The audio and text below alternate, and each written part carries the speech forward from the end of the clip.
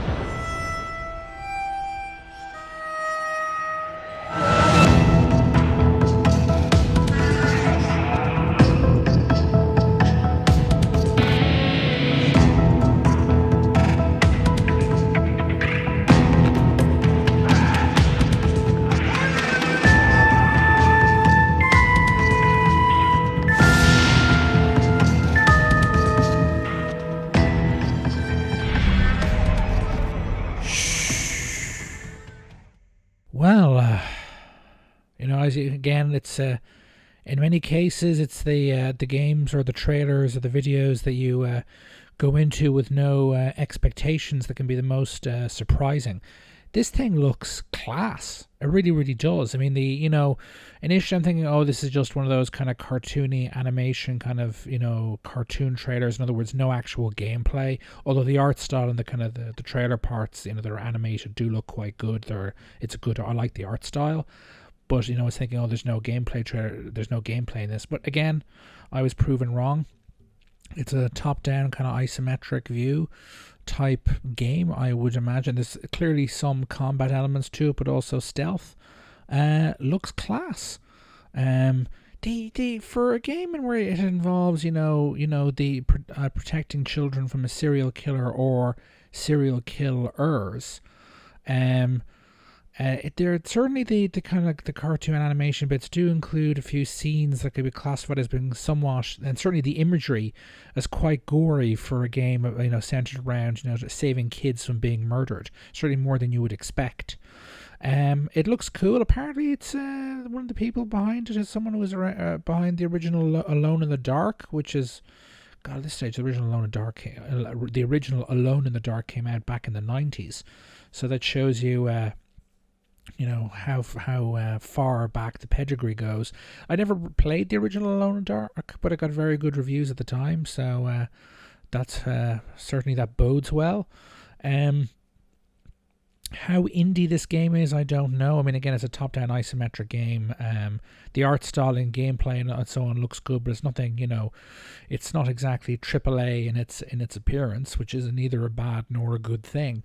But it could be a small indie team making this, or it could be a bigger indie team, 20 or 30 people making this, or I don't think it's more than that. But it's a bit, at this stage, I couldn't tell you how much it's going to cost based on that trailer, in terms of is it going to be a $20 or $30 game, or a $10 or $15 game, or a Euro game. But it looks really cool. I credit where credit is due. It looks cool. Again, this will be certainly on my radar, because again, you don't get the games based around that kind of subject matter, that often. Child murder is still a somewhat, if not taboo, then certainly ignored subject in video games for the most part, certainly as far as I'm aware. Let me know if any examples that you can think of in the comments of child murder in video games. I'd like to know. But yeah, looks cool.